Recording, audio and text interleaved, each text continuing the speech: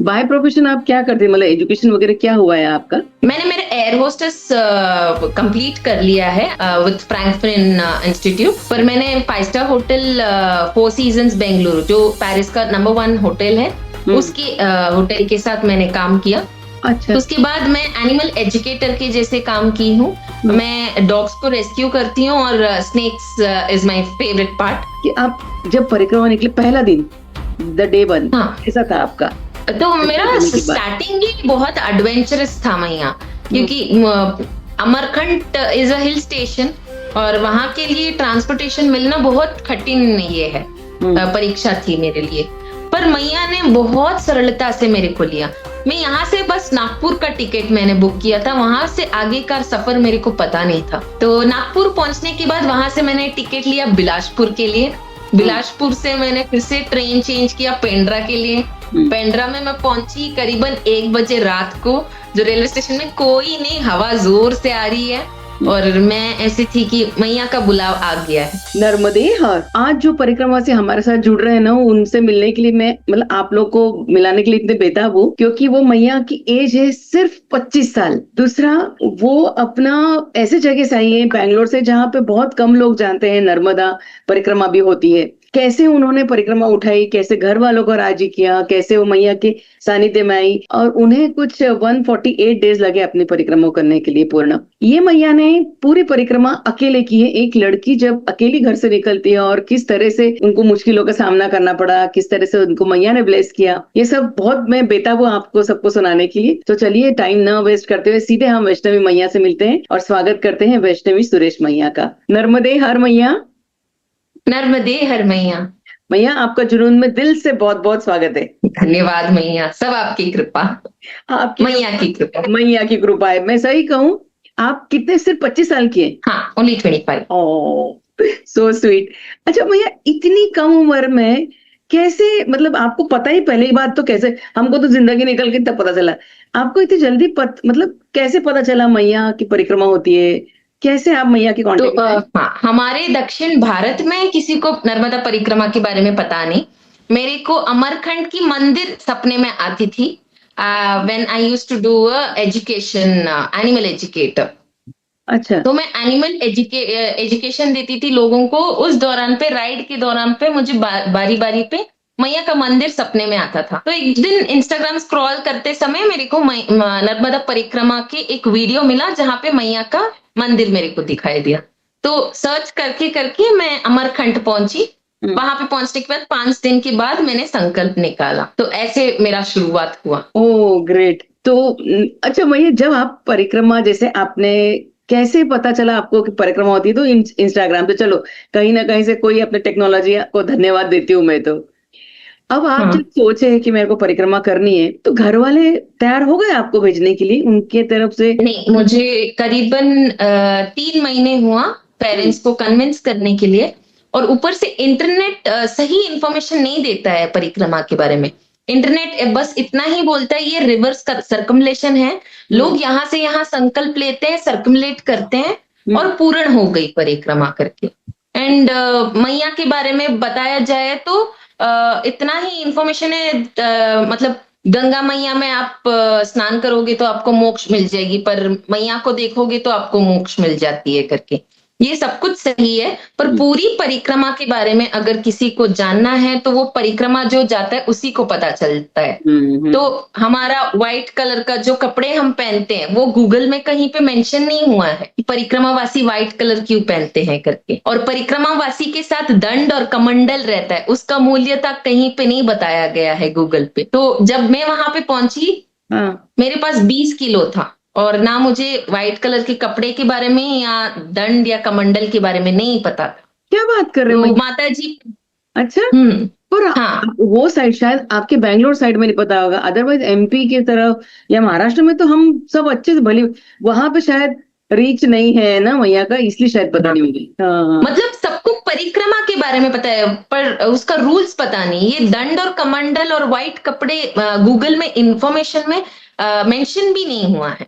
चलो हम लोगों की तरफ से हमें पता चलता है। चलो कोई बात नहीं, हम अगर बनाएंगे। आप टाइप करोगे गूगल में तो कोड के बारे में या कमंडल दंड के बारे में आप पूछोगे तो वो परिक्रमा का वो नहीं बताएगा। चैट जीपीटी से आप पूछोगे तो परिक्रमा ऐसा है और आप ऐसे संकल्प करते हो और रिवर को सर्कुलेशन करते हो। पर मैं पहुंची थी 20 किलो के साथ, ना कुछ इंफॉर्मेशन के साथ, और 5 दिन चली 20 किलो के साथ। गोरखपुर तक मैं चली हूँ 20 किलो के साथ। और एक मैया और बाबा जी मिले और उन्होंने मेरे को दंड और कमंडल के बारे में बताया। तो रास्ते में मेरे को मेरा दंड मिला जिसका नाम मैंने रखा था रुद्रा करके। तो अच्छा। वो बीच परिक्रमा में वो टूट भी गया और मुझे अलग वाला लेना पड़ा। और कमंडल भी मैंने वहां पे 5 दिन के बाद कैरी करना शुरू किया था।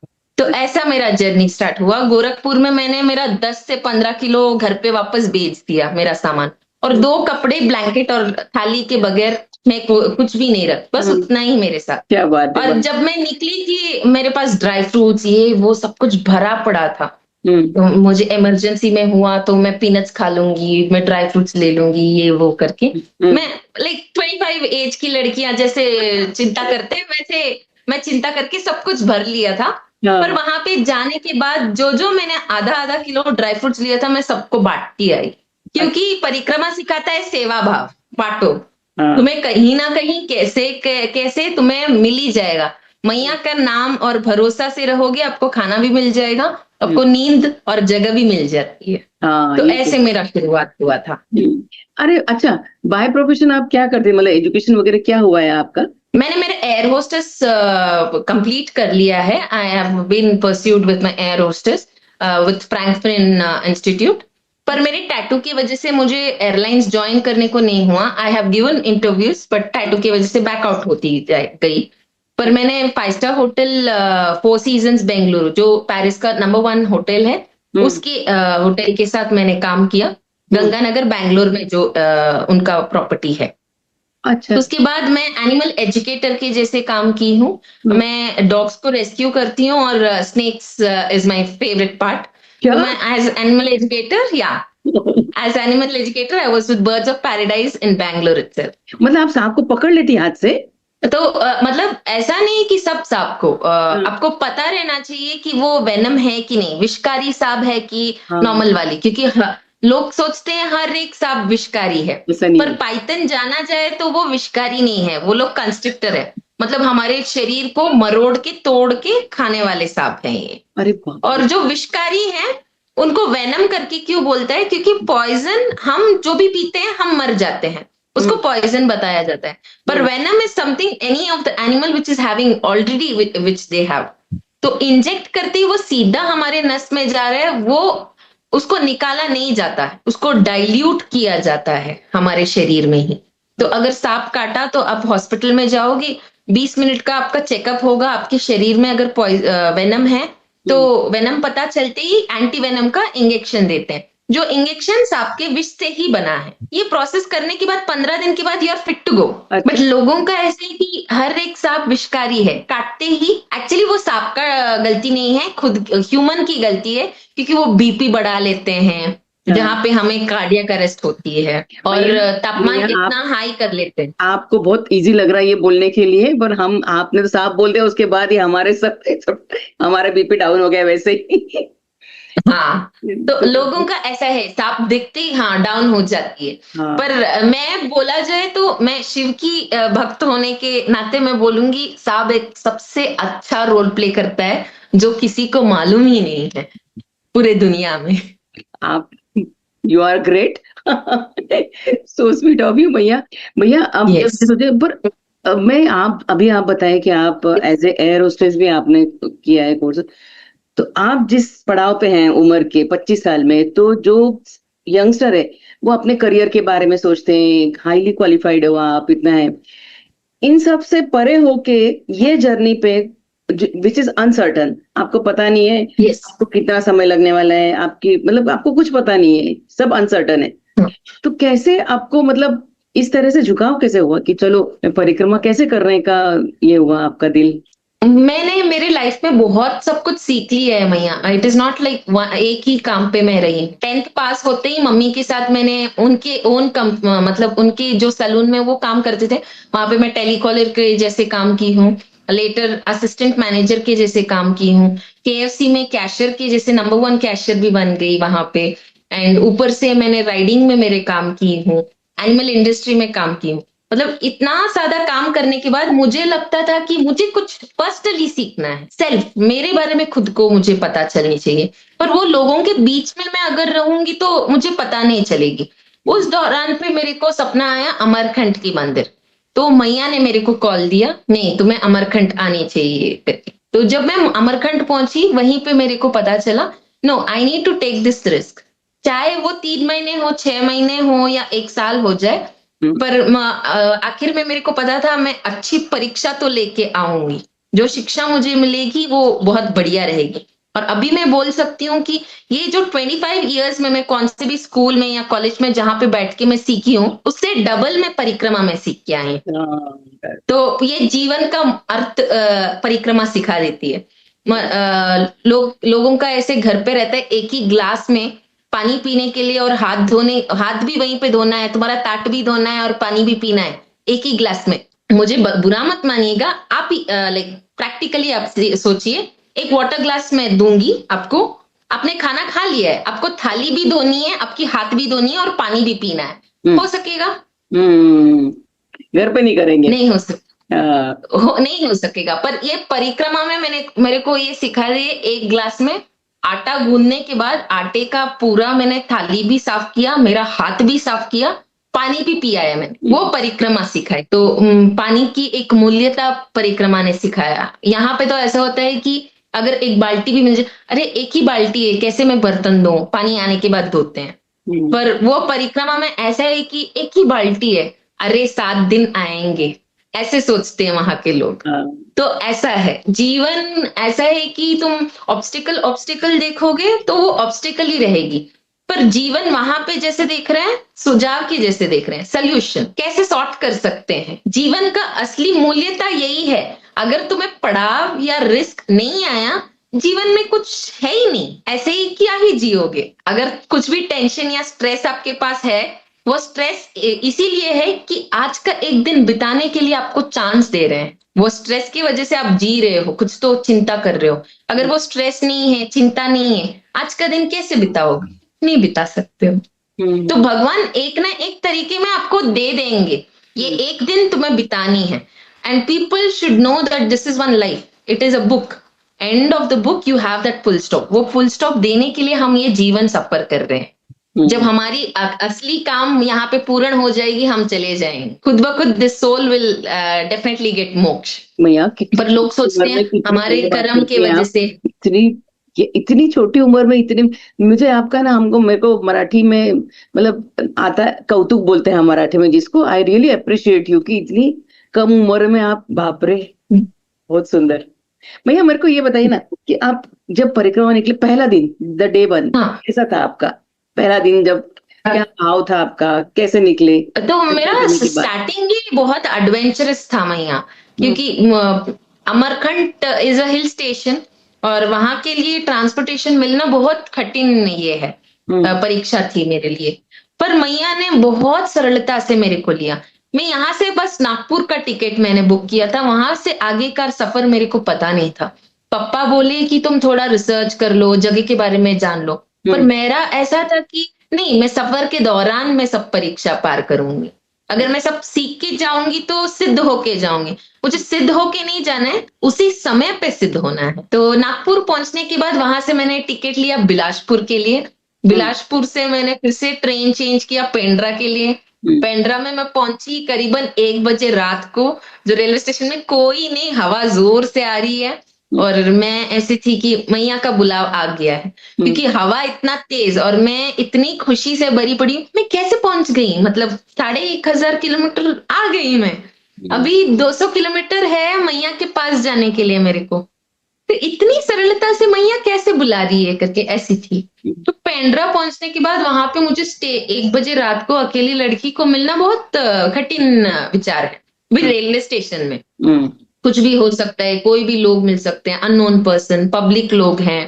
और मैं छोटी सी दिख रही हूँ, बाल भी छोटे हैं, तो लोग तो आएंगे। और मेनली पब्लिक में अगर लड़की को सेपरेटली कोई भी देखा तो वो आके बात तो जरूर करेंगे। तो इस सिचुएशन में थी, पर कोई मेरे पास नहीं आया। खुद ब खुद एक लड़की मिली, मैंने पूछा मैया यहाँ पे कोई हॉस्टल या कोई स्टे वाला जगह है क्या करके। तो उन्होंने बोला रेलवे स्टेशन से बाहर जाती है आपको रूम्स मिल जाएंगे, जहाँ पे मुझे 600 के लिए एक बेडरूम मिल गया। और मैं वहां पे स्टे करके अगले दिन अमरकंट पहुंची, जो शिवरात्रि का दिन था। अमरकंट जब मैं पहुंची, और मुझे पहुंचना था शिवरात्रि के दिन ही, ताकि शिव की बेटी मेरे को पहले मेरे को पसंद कर ले करके। ओ, शिवरात्रि के दिन ठीक वही समय पे मैं पहुंची। अच्छा। और शिवरात्रि के उस दिन पूरी रात में उठी थी, पूरी अमरकंट घूम के भजन वगैरह। It was like magical world, जो दुनिया मैंने आज तक कहीं नहीं देखी है। लोग भक्त होके ऐसे आराम से उनके भजन में हैं। और लोग लोगों को मैंने देखा है, कहीं भी नए प्लेस में जाएंगे तो होटल ढूंढेंगे, खाना कैसा होगा। पर वहां पे सब लोग उनके खुद के खाना लेके आ गए हैं, चूल्हा जला रहे हैं, वहीं पे भाटी बना रहे हैं। भाटी जो मैंने जिंदगी में पहली बार मैंने टेस्ट किया या मैंने देखा है। मुझे भाटी उतना पता नहीं था, टिक्कड़ या बाटी। तो मैंने बोला मैया ये क्या बना रहे हो। तो मैया ने क्या किया, कवर में भाटी डाल के बैंगन का भरता डाल के दे दिया। तो नेक्स्ट मोमेंट में जब उनके पास गई, बहुत अच्छा था करके बोला। तो मैया ने बोला ये किससे बना है पता है करके। मैया कैसे बनाते हैं करके मैंने पूछते हैं। उन्होंने बोला गाय के गोबर से, गोबर जो सूखा वाला गोबर रहता है उसको जला के उसमें भाटी डालते हैं, उससे बनता है करके। मतलब वो इतनी स्वादिष्ट था और हेल्दी है, जो लोग को पता नहीं है। आजकल के लोगों को पूछोगे तो ramen, fried rice, noodles, this is how you get Maggi का बर्गर, पिज्जा। पर इंडियन फूड के बारे में उतना नॉलेज नहीं रहेगा। तो ये नॉलेज मेरे को मिला। और 5 दिन में ऐसी थोड़े थोड़े परिक्रमावासी लोग मिलते गए, उनके साथ बातें करती गई। कहाँ रुके थे आप अमरकंटक में? रामकुटी मृत्युंजय आश्रम के बाजू वाली में ही, जहाँ पे सियाराम बाबा करके एक बाबा भी वहां पे रहते हैं, उन्हीं के साथ ठहरी थी। अच्छा अच्छा। और फिर आप वहाँ 5 दिन आपने वो सब एक्सप्लोर किया वहां का?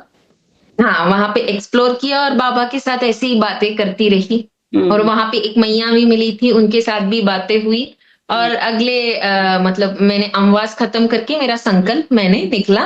लोग वहां पे मैं जब तैयार करके, मैं ऐसी थोड़ी स्ट्रिक्ट टाइप्स हूँ जब खुद की बात आती है। तो मैं 3 बजे सुबह सुबह उठ के मैं स्नान करके 4:30 को रेडी होके बैठ गई। क्योंकि पापा ही सीज हॉरोस्कोपी, पापा देखते हैं तो नक्षत्र वगैरह सब कुछ देते हैं। और हमारे साउथ में ये ब्रह्म मुहूर्त ज्यादा देखते हैं। तो मेरा ऐसा था कि चाहे 6 बजे भी मंदिर खोले परवाह नहीं बाबा, मेरे को 5 बजे मंदिर के दरवाजे पे मेरे को कर्पूर को जलाना है। मैं 5 बजे उठ के जब जा रही थी, एक बाबा ने बुला के यही बताया, ये इस सेंचुरी में, मतलब ये 2026 में मैंने आज तक कोई भी मर्द या लड़की को नहीं देखा है जो ये समय पे इतना श्रद्धा से उठ के जाने वालों को कहते। मैंने बोला ये श्रद्धा नहीं थी, वो मेरी भाव थी, जो 5 बजे जाके मुझे कर्पूर को जलाना है। कहाँ पे जाना था? जब सूरज अमरकंट की मंदिर के सामने मुझे कर्पूर जलाना था। अच्छा, परिक्रमा संकल्प लेने से पहले ही। Okay okay okay. तो मैंने कर्पूर जलाते ही ऐसा हो गया कि भगवान को मैंने अटेंडेंस डाल दिया है अभी। अब इस समय पे मैं कहीं भी संकल्प ले सकती हूँ। क्योंकि मेरा टाइमिंग था 6 बजे को संकल्प लेना है, पर टेम्पल वाले खोलते हैं 6 बजे, तो I can't risk them for my self. इसलिए मैंने मेरा खुद का, मैं जो भी मेरे को सेटिस्फाई देगा वो मैंने काम कर लिया और संकल्प ले लिया। संकल्प लेते ही पहली पड़ाव पे मैया ने परीक्षा दिया। तो संकल्प लेने के बाद हम दक्षिण तट पे नहीं जा सकते। हम जो तट पे हैं, ये दक्षिण तट नहीं जाना है, उत्तर तट से उत्तर तट नहीं जाना है, दक्षिण तट से हमें कंटिन्यू करना है। और आप सामान वहां रख कर आई थी? फ्रॉम द साउथ तक। हाँ, पर मेरा जूता जो है वो ऑलरेडी नॉर्थ बैंक के तरफ है। तो अभी मैं वहां पे जाके मैं जूता नहीं ले सकती। एक बूढ़े बाबा आए जो वो परिक्रमा ले रहे हैं, जो उन्होंने ऑलरेडी परिक्रमा ले लिया है, तीसरी बार वो परिक्रमा ले रहे थे। क्या हुआ मैया करके मेरे को पूछने के लिए आए। अब परिक्रमा के लिए निकले हो, मैं भी आपके साथ ज्वाइन होऊंगा। हाँ बाबा, अभी संकल्प लिया है, मुझे निकलना है, पर मेरा जूते नॉर्थ बैंक में है करके मैंने। He is almost 80। जो प्रभु मेरे को मिले, he is almost 80। He got my shoes with his hand. I was like, मैं थर्ड पर्सन हूँ, मेरे को आप जानते नहीं हो, मैं परिक्रमावासी हूँ, सफेद सफेद कपड़ा पहने, वो आराम से आए मेरे जूते को लेके आके, कहाँ 200 मीटर, मेरा जूता लेके 200 मीटर तक वो चल के आए। आई वॉज एक्चुअली शॉक्ड, भैया पहले पड़ाव पे ही साथ दे दी। हाँ, उनको कैसे और मालूम कि पहले आप दिन वहां ही, रखे हैं शूज, और फिर वो आके आप ही को देना और सामने मिलना। हाँ मैंने बताया उनको, वो शूज रैक में रखा है, ऐसा वाला शूज, सब कुछ बता दिया। Hmm, but none of the person जो हेल्दी भी है ना, हाँ, अगर उसको पता चलेगा तो वो बोलेगा वहां पे है ना, जाके ले लो, ऐसे ही बोलेंगे। राइट। पर वो प्रभु खुद ब खुद गए, आपका संकल्प टूटना नहीं चाहिए भैया, आप यहीं पे खड़े रहो करके बोल के मेरा जूता लेके आके सामने मेरे को अच्छा, रखे, अच्छा, अच्छा, अच्छा। Which was like magical moment. और हम्म, फिर मैंने मेरा परिक्रमा शुरू किया। हम्म, हाईवे पे चलती चलती मैंने पानी, जो मैंने एक ही बॉटल लिया था, मेरे पास पानी नहीं था। हम्म, चलते चलते 10 किलोमीटर के बाद एक छोटी सी गिरना गिर रही है, जहां पे मैं पानी पकड़ सकूं, तो पानी इतना फ्रेश है, ना आगे कोई है ना पीछे कोई है। फिर हम्म, धीरे धीरे जाती एक कुटी मिली, जहां पे आश्रम, मतलब आश्रम ही चलाते हैं वो बाबा, जो हम्म, सेवा देते हैं, खाने का सेवा देते हैं। हम्म, तो खाने का सेवा सब कुछ लेने के बाद धीरे धीरे परिक्रमावासी जो उत्तर तट से अभी दक्षिण तट ओंकारेश्वर में पूर्ण करने जा रहे हैं, वो लोग धीरे धीरे आते गए। हम्म, तो एक मैया मेरे को मिली, मैं मैया के पास जाके, मैया एयरटेल का सिम नहीं चल रहा है यहाँ पे, मुझे एक ही कॉल करनी है, घर हम्म, पे मुझे बताना है मैं सेफ हूँ। हम्म, तो उन्होंने मोबाइल दे दिया, मैंने इन्फॉर्म भी कर दिया। फिर हम्म, मैया बोली तुम मेरे साथ ही रहो, मैं हम्म, तुम्हें मेरा सिम दिला देती हूँ, मेरे आधार से ही सिम दिला देती हूँ, क्योंकि मेरे आधार से मेरे को नहीं मिल रहा था।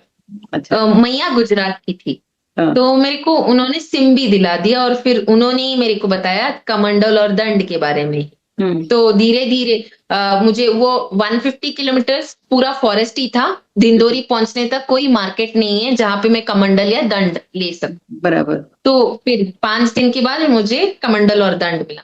पर पहले दिन ही the most magical moment was, मेरे को नागा साधु का दर्शन मिल गया, सीताराम बाबा, हम्म, जहां पे मैं अमरकंट से लेके सीताराम आश्रम हाँ, रुड़की तक पहुंची थी, हाँ। which is almost 40 kilometers. On the first go, I walked around 40 kilometers with my 25 kg bag. कैसे कैसे कैसे दर्शन हुए, कैसे मिले वो आपको अचानक?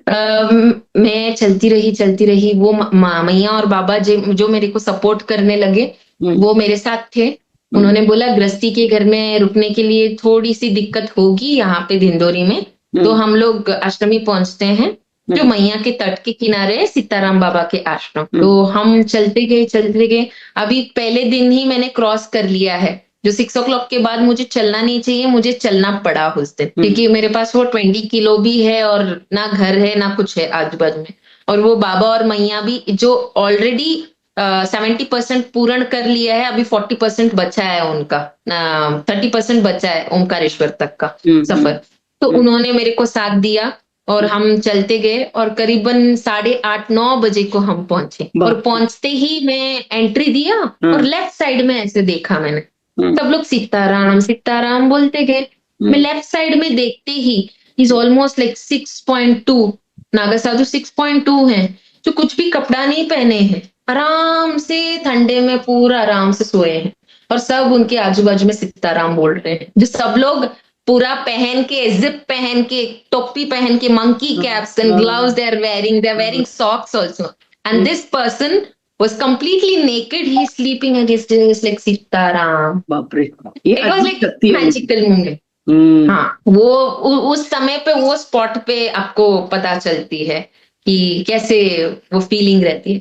तो वो जो यज्ञ करते हैं ना बाबा जी, और उसके यज्ञ के इसमें सामने हम जाके नहीं बैठ सकते, जो चूल्हा बना के वो हाँ, आग हाँ, सब कुछ डाल के रखते हैं, हम्म, हम्म, वहां पे हम नहीं जाना है। हम्म, पर खाना सब कुछ खाने के बाद वो बाबा ऐसे थे कि मैं वो चूल्हे के पास ही आके, वो जो यज्ञ था जो करते हैं, वहां पे आके मैं सो गई, सितारों के नीचे मैं आराम से सो गई खुले में। अच्छा, और इतना आराम का नींद था, ना कोई मुझे आके कुछ बोला, ना कुछ, वो किसी ने कुछ नहीं बोला। हम्म, मेरे आजू बाजू में 2-4 कुत्ते आराम से सोए हैं, मैं भैरव करके बोल के उनके आजू बाजू में ही सो गई। अरे बाप और रे, एक बाबा आके मेरे को उठाए, हम्म, भैया यहाँ पे मत सो, अंदर जाके सो जाओ, वरना साइड में आपको डाल दूं क्या करके। नहीं बाबा, मतलब मैंने कुछ बिछाया भी नहीं है नीचे, ज़मीन के ऊपर ऐसे ही सोई हूँ, मट्टी के ऊपर ही। तो वो शॉकिंग था एंड इनफैक्ट वो शॉकिंग मुझे भी था क्योंकि being in this city life decency और हमारा मैट वगैरह जो कैरी करते हैं, हमारा चेयर वगैरह सब कुछ वहां पे जाने के बाद में परिक्रमा के दौरान मैंने यही डिसाइड किया था, मुझे ना कुछ लग्जरी चाहिए। जैसे एक डॉगी उसका जीवन करता है, मैं वैसे ही जीवन करूं। 4 घरों में जाऊंगी, भिक्षा पूछूंगी, खाना नहीं मिला, भूखी पड़ी रहूंगी, ऐसी थी मैं। अरे बाप रे। बहुत बढ़िया एक्सपीरियंस था अब on the first go when I met Naga sadhu. Really. और जब आप इसमें अमरकंटक में थी तो आप वहाँ मीरा मैया को मिले क्या? मीरा मैया को आखिरी में मैं मिली जब मैं पूरा दक्षिण तट पूर्ण करके, उत्तर तट पूर्ण करके जब अच्छा। कपिलेश्वर आई, कपिलेश्वर में मिली मैं मीरा मैया से। मुलाकात हुई आपकी उनसे 1-to-1 बात ऐसे मतलब? बहुत अच्छे से मुलाकात हुई और 1.5 घंटा उनके सामने ही बैठी थी मैं।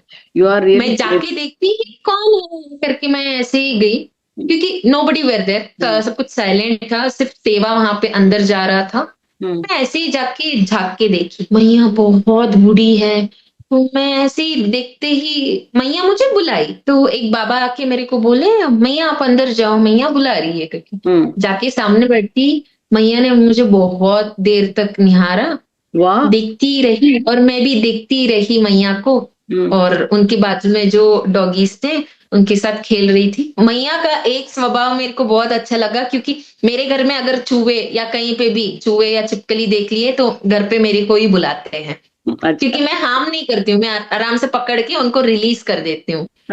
तो वहां पे मुझे बहुत अच्छा लगा कि चूहे को भी एक सदस्य के जैसे वो मैया देखती है। चूहे आके बाल के ऊपर बैठ रहा है, चेस्ट के ऊपर आके बैठ रहा है, उनके ऊपर आराम से चल रहा है, ब्लैंकेट के ऊपर सब कुछ, मैया आराम से सोई। मैंने सोचा यही तो जीवन है, जो जो इसके लिए मूल्यता के लिए भगवान ने इंसान को ये धरती पे भेजा है, वो मूल्यता कोई नहीं कर रहा है क्योंकि भगवान ने दिमाग और सोचने का जो पावर है सिर्फ ह्यूमंस को दिया है, वरना वो एनिमल्स को दे सकते थे। Animals does not have voice to speak और ब्रेन टू थिंक, फिर भी वो लोग इतने अच्छे से थिंक करते हैं और उनका फीलिंग इतने अच्छे से शेयर करते हैं। और एक चूहे को भी एक सदस्य के जैसे जब वो मैया निहारने लगी तो मुझे वहीं पे मैं उनमें मरण हो गई थी, वहीं पे मैं बात है। फ्लैट। आप सच्ची कहूँ आप बहुत ब्लेस्ड हैं कि आपको हाँ। म्हणजे मीरा मैया ने देख भी लिया है। आप तो रही इतने उनके टाइम पे, तो आप तो बहुत धन्य है मैया जी। हमारी जो कंटिन्यूशन बात इतनी अच्छी चल रही है पर समय की मर्यादा है, तो इसलिए मैं थोड़ा विराम लगाती हूँ और मैं आपसे रिक्वेस्ट करती हूँ कि हम एक और एपिसोड आपके साथ करेंगे, तो आगे के जरूर पॉडकास्ट में आप आपके आगे की जर्नी हम डिस्कस करेंगे। जरूर भाई। आप देखा आपने मैया जी के पास इतने अनुभव और इतने सुंदर है। मुझे तो इसी बात का बहुत मतलब मैया का अचरज लगता है कि इतनी कम उम्र में जहाँ पे यंग बच्चे अपने करियर में लगे रहते हैं, मैया सब छोड़ छाड़ के इस क्षेत्र में है। चलिए मैया से अगले एपिसोड में फिर से बात करते हैं। चैनल पे नए हैं तो उसको जरूर सब्सक्राइब कर लीजिए और बेल आइकन दबाना बिल्कुल ना भूलें।